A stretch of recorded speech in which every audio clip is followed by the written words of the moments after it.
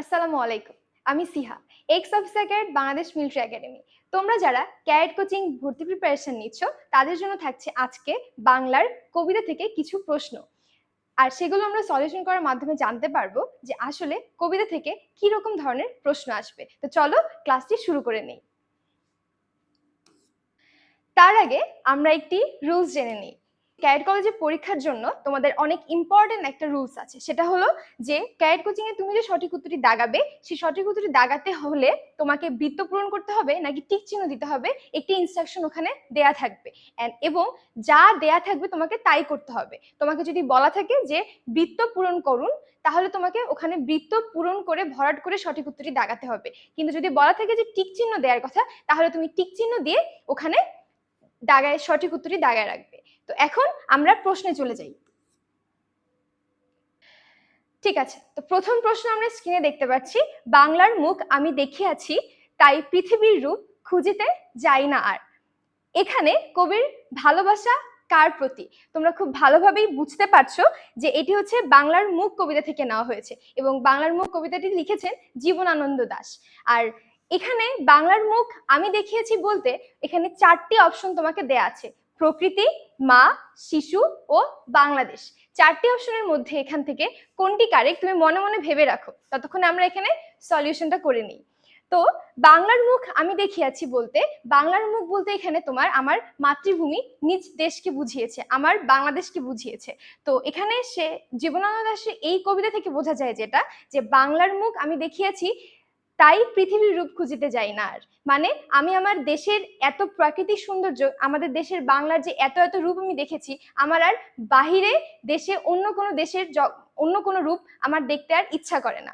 So তুমি explanation থেকে আমরা কিন্তু বুঝতেই পারতেছি যে এখানকার আনসার অবশ্যই কি হবে, নিজের দেশ মানে আমার মাতৃভূমি আমার বাংলাদেশ হবে। জীবনানন্দ দাশ এই কথাটিকে মাথায় রেখেই এই লাইনটি রেখেছে যে বাংলার মুখ আমি দেখিয়াছি তাই পৃথিবীর রূপ খুঁজিতে যাই না আর। তাহলে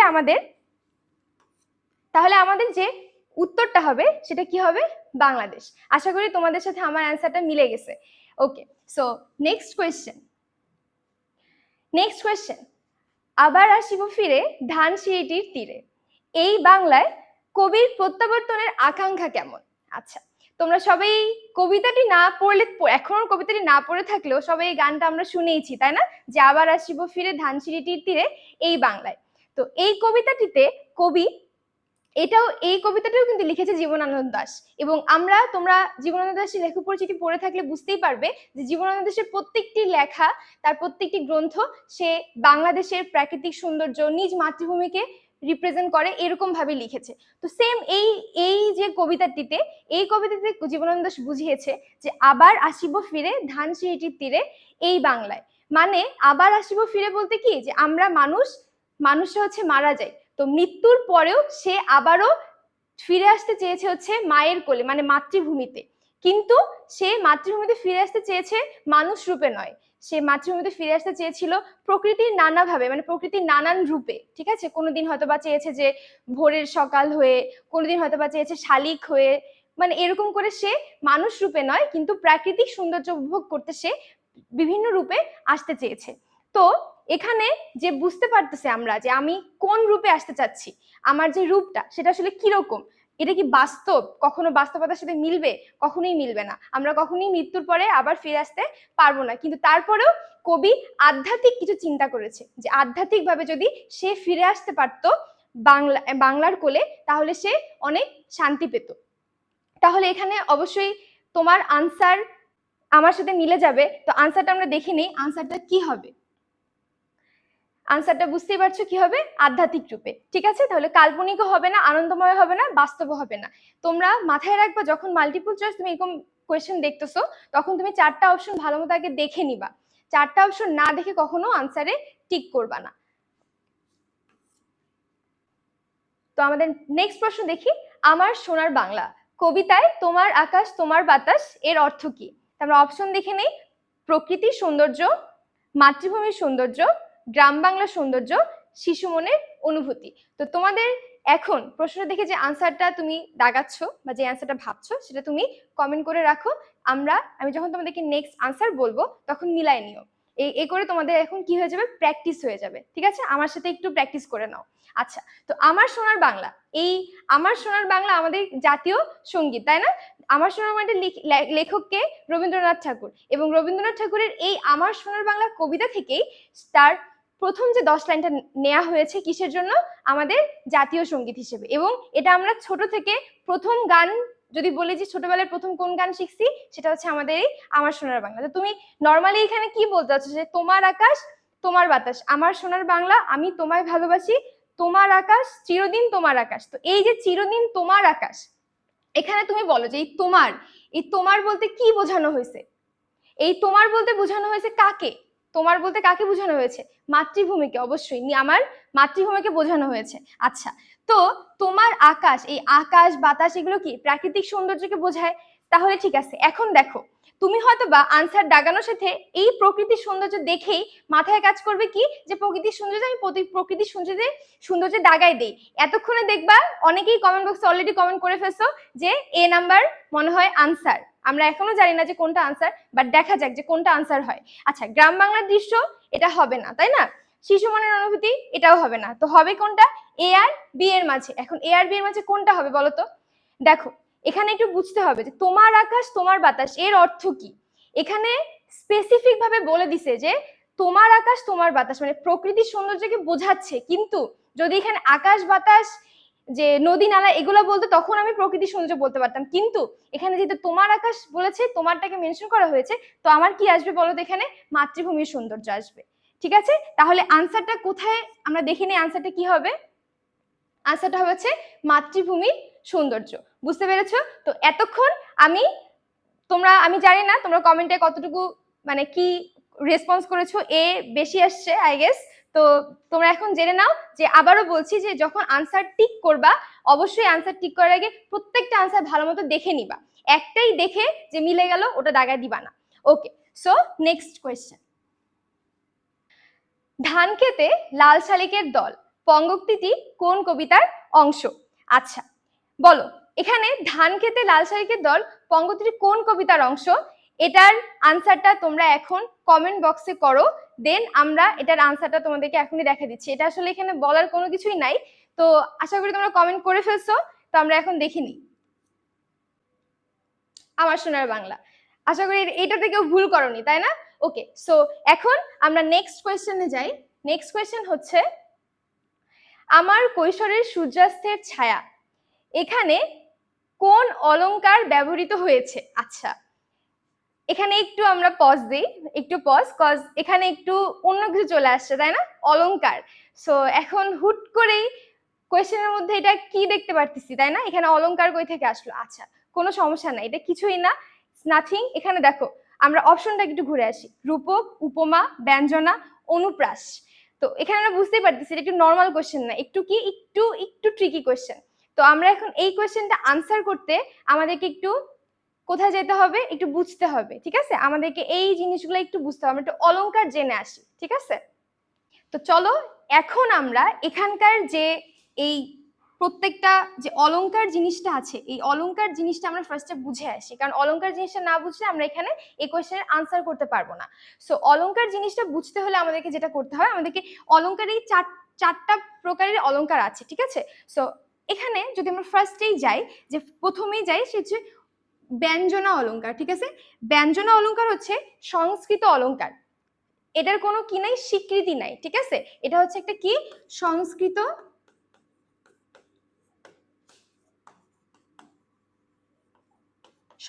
অলংকার, যার কোনো স্বীকৃতি নাই। ঠিক আছে, তাহলে এটা আমার কি, আগেই বাদ। ঠিক আছে, সো এই অলংকারটা আমার এখানে কাজ করবে না। আচ্ছা, এখন দেখো অলংকার হচ্ছে আর যেটা তোমার হচ্ছে উপমা। ঠিক আছে, উপমা হচ্ছে তোমার তুলনা করার মতো। ঠিক আছে, যে তুলনা করার মতো মানে কোনো একটা জিনিস তুমি তুলনা করবে, সেটার সাথে হচ্ছে তোমার এর মতো, যেন, তারপরে যে তব, সম, এই জিনিসগুলা মানে মতো, যেন, এরকম যে এর ন্যায়, যেন মানে উপমান, উপমেয়, এটা তো সবাই আমরা জানি, তাই না? উপমান কর্মধারা, উপমেয় কর্মধারা। তো এই যে এই জিনিসগুলো তোমার, এগুলো দিয়ে যদি তোমার দুইটা জিনিসকে অ্যাটাচ করা থাকে, তাহলে সেটাকে বলে হচ্ছে তোমার উপমা অলংকার, ঠিক আছে। সো এখন তারপরে আসি হচ্ছে যে অনুপ্রাস। অনুপ্রাস অলংকার হচ্ছে যেটা যেটা একটা বর্ণ বা বর্ণযুক্ত শব্দ পুনরাবৃত্তি ঘটে। একটা বর্ণ বা বর্ণযুক্ত শব্দ কি ঘটে? পুনরাবৃত্তি ঘটে। এখন পুনরাবৃত্তি ঘটতে গেলে, পুনরাবৃত্তি যেহেতু ঘটে তার মানে এখানে আমাদের কি কোনো এই লাইনের মধ্যে কি কোনো কিছুর পুনরাবৃত্তি ঘটেছে? কোনো কিছুর পুনরাবৃত্তি ঘটে, তার মানে আমাদের কি বলতো, আমাদের এটাও বাদ। তারপরে এখন তাহলে তোমরা এতক্ষণে তো কমেন্ট করে ফেলেছো, আর এখন বুঝতেও পারছো যে আনসারটা আসলে কি হবে। তো তোমরা দেখো মিলায় নাও যে আসলে ঠিক করেছো কিনা, ঠিক বলেছো কিনা। আর যদি ঠিক নাও বলে থাকো কোনো সমস্যা নাই, আমরা এখন জেনে যাচ্ছি, ঠিক আছে, কোনো সমস্যা নাই। ওকে, সো রূপক অলংকার যেটা, রূপক অলংকার হলো এমন যে তোমার দুটি ভিন্ন বস্তুর মধ্যে, তোমার দুটি ভিন্ন বস্তুর মধ্যে সাদৃশ কোনো সম্পর্ক না থাকলেও তাদেরকে কি করে দেওয়া হয় বলতো, মিলায় দেওয়া হয়, ঠিক আছে। সো এই যে দুটি সাদৃশ কোনো কি তুলনা সূচক, ঠিক আছে, তুলনা সূচক। এখানে দেখো আমার কৈশোরের সূর্যাস্তের ছায়া, এখানে এমন করে বলা হয়েছে যে এই কৈশোরের আর সূর্যাস্তের ছায়া যেন একই জিনিস, ঠিক আছে, একইভাবে এখানে রিপ্রেজেন্ট করা হয়েছে। তো এখানে যেহেতু কোনো কি নাই বলতো, কোনো মাঝে কোনো তোমার হচ্ছে মানে কোনো কিছু দেয়া নাই, কোনো অব্যয়যুক্ত কিছু দেয়া নাই, তো আমি এখানে এটা বুঝতে পারছি যে এখানে কি হবে, এটা রূপক, ঠিক আছে। তাহলে এটা আমি যদি যেহেতু কৈশোরের সূর্যাস্তের ছায়া, যে কৈশোরের ন্যায় কি সূর্যাস্ত, মানে কৈশোর আর সূর্যাস্তের ছায়া সেম জিনিস, একই, তো এই জন্য এটাকে কি হবে বলতো, যে রূপক অলংকার বলা হবে। আশা করি তোমরা বুঝতে পেরেছো। তো চলো আমরা হচ্ছে আনসারটা দেখে আসি। আনসার হবে হচ্ছে রূপক অলংকার, ঠিক আছে। আশা করি তোমরা বুঝতে পেরেছো। তো এখন আমরা নেক্সট স্লাইডে যাই। সো নেক্সট প্রশ্ন আমরা দেখতে পাচ্ছি যে চল রে ধুম জাহাজ কবিতার মূল ভাব কি? তো লাইনটি পড়ে আমরা বুঝতেই পারতেছি যেটা কোন কবিতা থেকে নেওয়া হয়েছে, নতুন দেশ। নতুন দেশ রবীন্দ্রনাথ ঠাকুরের লেখা নতুন দেশ কবিতা থেকে এই লাইনটি নেওয়া হয়েছে। তো এই লাইনটি থেকে বলা হয়েছে, এই লাইনটি থেকে বুঝতে পারছি যে কি কোন কবিতা, নতুন দেশ। এখন তাহলে কোন কবিতার মূল ভাব, নতুন দেশ কবিতার মূল ভাব। আচ্ছা, সো এখন আমরা আগে অপশনসটা দেখে নিই, ঠিক আছে। প্রকৃতির বর্ণনা, সমুদ্রযাত্রার উত্তেজনা, জাহাজের সৌন্দর্য, শিশুর কৌতূহল। তো তোমার এখন তুমি তোমার যে আনসারটা আছে সেটি তোমরা নোট করে রাখো, ঠিক আছে, কারণ এখানে কিন্তু যে অপশনগুলো দেওয়া আছে সেগুলো কিন্তু অনেক কনফিউজিং, ঠিক আছে, লাইক সবগুলো একটু মিলায় দেওয়া আছে। তোমাকে এখন কি করতে হবে, একটু ভালো মতো আনসার করতে হবে। তো তুমি যদি ভালো মতো আনসার করতে চাও তুমি কমেন্ট বক্সে লিখে রাখো, দেন আমরা দেখি এবার যে কি আনসার হয়, ঠিক আছে। ওকে, সো আমরা কবিতাটি নতুন দেশে আমরা কবিতাটি পড়েছি, আমরা জানি যে ওখানে কবিতায় একটি শিশু, তাই না, একটি শিশুর যে বাহিরে যাওয়ার ইচ্ছা, নতুন জগৎ দেখার ইচ্ছা, সেটা কোথায় থেকে আসে, যখন সে ওই তার নদীতে যে এই যে সমুদ্রে বা নদীতে যে জাহাজ দেখে, নৌকা দেখে, এগুলো দেখে তার মনে হয় যে এগুলোতে করে যদি সে অন্য জায়গায় যেতে পারতো, সে একটা জায়গার মধ্যে থাকে, সে নিজের একটা গণ্ডির মধ্যে থাকে, সে শুধু ওই জগৎটাকেই চেনে। কিন্তু তার ইচ্ছা হয় কি বলতো, যে আরো কৌতূহল হয়, তার আরো ইচ্ছা জাগে যে আমার বাহিরে আরো কি আছে, অন্য জগতে কি আছে। তো এই জিনিসটাকে দেখার জন্য, এই জিনিসটাকে সুন্দরভাবে, এই যে একটা শিশুর যে অন্য জগৎ দেখার কৌতূহল, এই যে ইচ্ছা, এই যে অনুপ্রেরণা, এই জিনিসটাকে রবীন্দ্রনাথ ঠাকুর একটি কবিতার মাঝে খুব সুন্দর করে বলেছে। এবং আমরা যদি ওখানকার যে তোমার শেষে যে লাইনটা থাকে, যে ওখানে বলে যে তার বাবা অফিসে যায় কেন, তার বাবা কেন অফিসে যায়, সে কেন নতুন জগৎ দেখতে যায় না, সে কেন সমুদ্র যাত্রায় যায় না, তো এই জিনিসটা থেকে ওখানে বলা যায় যে ওর খুব কৌতূহল কাজ করে যে আসলে নতুন জগতে কি আছে, অন্য জগৎটা কিরকম। তো এখানে আমি কিন্তু এতক্ষণে অনেকবারই তোমাদেরকে বলতে বলতে আনসারটা কিন্তু অনেকবারই বলে ফেলেছি, এবং তোমরা আশা করি অনেকটা গেস করে ফেলছো যে আসলে আনসারটা কোনটা হবে। অবশ্যই এখানে আনসারটা আমরা দেখে আসি। প্রথমে আনসারটা হচ্ছে শিশুর কৌতূহল। আমি জানি তোমরা এতক্ষণে বুঝতে পেরেছো এবং তোমরা এটার আনসার দিতে পেরেছো, কারণ এটা অনেক ইজি যদিও, বাট এখানে দেখো তোমার একটু বুঝতে হবে যে এখানে সমুদ্রযাত্রার উত্তেজনা দেয়া আছে, আবার শিশুর কৌতূহলও দেয়া আছে। তো মূল ভাব বলেছে, যে মূল ভাবটা আসলে কি, মূল ভাব কিন্তু তোমার ওখানে ওই যে শিশুর যে এত কৌতূহল, একটা ছোট বাচ্চা যে তোমার এরকম কৌতূহল হতে পারে যে আসলে ওখানে কি আছে, সমুদ্রের ওই জগতে কি আছে, এই কৌতূহলটাকে বুঝিয়েছে। তো আমাদের এখানে আনসার হবে কি, কৌতূহল, ঠিক আছে। ওকে, তোমারই পতাকা বহি সম্মুখে চলি এর অর্থ কি? তোমারই পতাকা বহি সম্মুখে চলি এর অর্থটা কি? আমরা এখানে কিছুই না, এটা অনেক একটা ইজি একটা কোয়েশ্চেন, ঠিক আছে। যে তোমারই পতাকা বলতে অবশ্যই আমার মাতৃভূমির পতাকাকে বুঝিয়েছে, আমার বাংলাদেশের পতাকাকে বুঝেছে।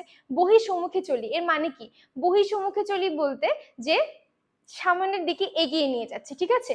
এখন তুমি এটা হচ্ছে লাইন পড়ে বুঝলা, তাই না, যে লাইনের যে আনসারটা, এই লাইনটার যে তোমার এক্সপ্লেনেশনটা সেটা হচ্ছে এটা, কিন্তু তোমার যে এখানে তোমার ওই কবিতাটা থেকে যে লাইনটা নেওয়া হয়েছে, সেই কবিতা থেকে, কবিতায় যে ভাবটি প্রকাশ করে এটা, সেটা কি?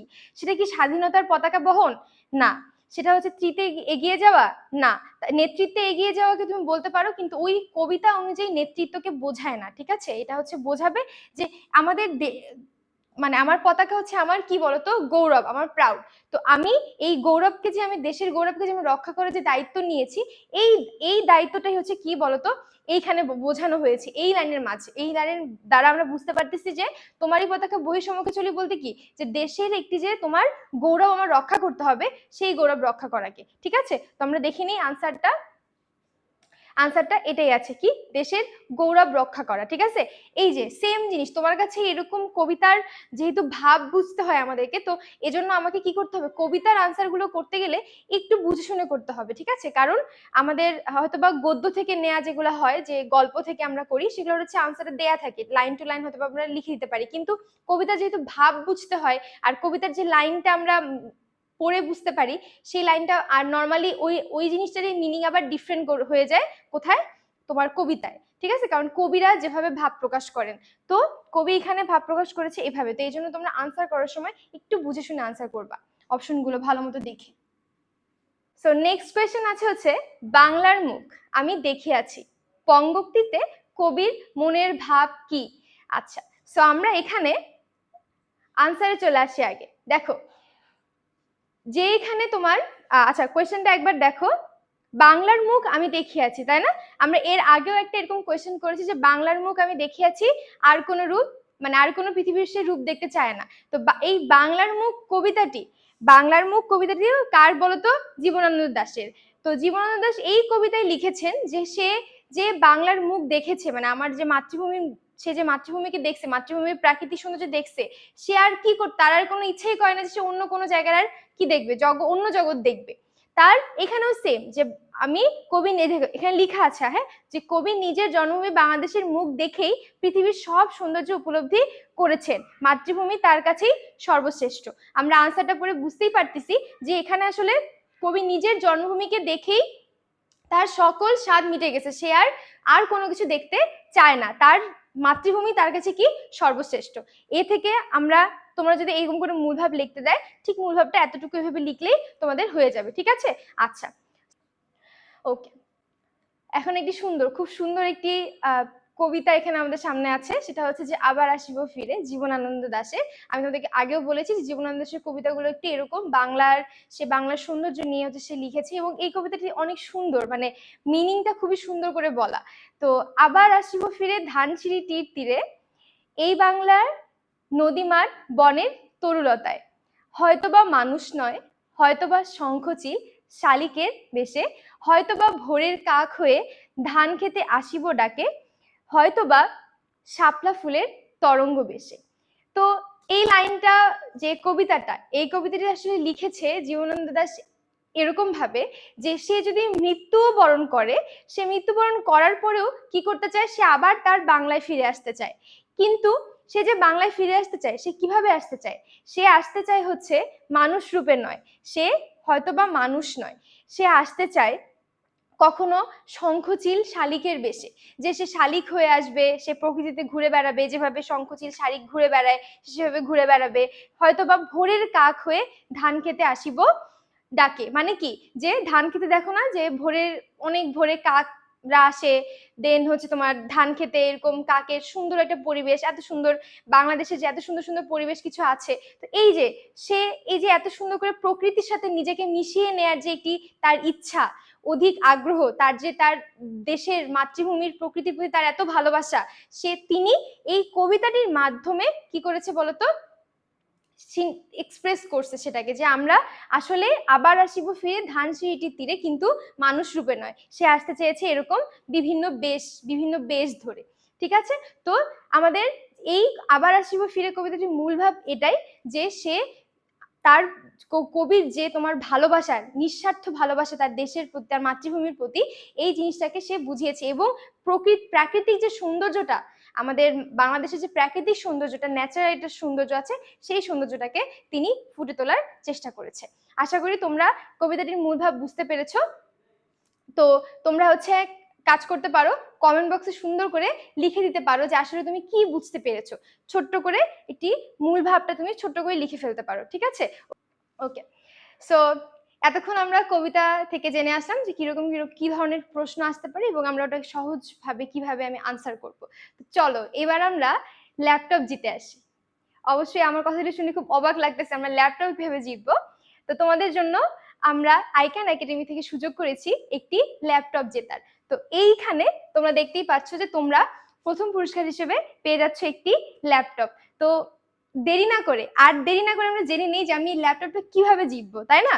সো ল্যাপটপ জেতার জন্য আমাদের কিছুই না, শুধু মডেল টেস্ট হবে তোমাদের জন্য। এটি তোমাদের জন্যই করা, যাতে তোমরা তোমাদের প্রিপারেশনটা আরো স্ট্রংলি এবং মডেল টেস্ট দেওয়ার মধ্যে you can grow your confidence, ঠিক আছে? তো তুমি যদি তোমার কনফিডেন্স গ্রো করতে চাও, তুমি জাস্ট চলে আসো আমাদের আইক্যান একাডেমিতে। এবং যারা তোমাদের জন্য অনলাইন অফলাইন দুটির ব্যবস্থাই করা আছে। যারা অফলাইনে করতে চাও তাদের জন্য মাত্র 5,000 টাকায় তুমি মডেল টেস্ট অ্যাপিয়ারও করতে পারবা, এবং সবচেয়ে বড় কথা যে তুমি মডেল টেস্ট অ্যাপিয়ার করার পরেও পেয়ে যাবে সলিউশন ক্লাস। তো সলিউশন ক্লাসের সাথে তুমি তোমার মডেল টেস্ট পেয়ে যাচ্ছ। যদি তুমি অফলাইনে করতে চাও তাহলে 5,000 টাকা, আর যদি তুমি অনলাইনে দিতে চাও তাহলে মাত্র 3,500 টাকায় তুমি পেয়ে যাচ্ছ আমাদের এই মডেল টেস্ট দেওয়ার সুযোগ। এবং সাথে তুমি পেয়ে যাচ্ছ, যদি তুমি খুব ভালো স্টুডেন্ট হয়ে থাকো এবং খুব মনোযোগ সহকারে পড়াশোনা করে থাকো, তাহলে তুমি পেয়ে যাবে একটি ল্যাপটপ জেতার সুযোগ। তো আর আর দেরি না করে তোমরা এনরোল করে ফেলো আমাদের এই মডেল টেস্ট দিয়ে ল্যাপটপ জেতার সুযোগটি। Enrol here, and for enrol you just contact in this number. আমি তোমাদেরকে এই নাম্বারটা ডেসক্রিপশনেও দিয়ে দিচ্ছি। এবং যদি তুমি নাম্বারও না, জাস্ট এসে আমাদের যে কোনো ব্রাঞ্চ, আমাদের আইক্যান একাডেমি তুমি যে কোনো ব্রাঞ্চে চলে আসলে যে কোনো ব্রাঞ্চেই তুমি এই মডেল টেস্ট দেওয়ার জন্য নিজেকে এনরোল করে ফেলতে পারবে। সো আর দেরি না করে জাস্ট এনরোল করে ফেলো। এবং আমরা আজকের এর মধ্যে দিয়ে ক্লাসের শেষে চলে এসেছি। সবাইকে অনেক অনেক ধন্যবাদ আমাদের সাথে থাকার জন্য। And for more videos, more classes, you just subscribe our channel. Thank you.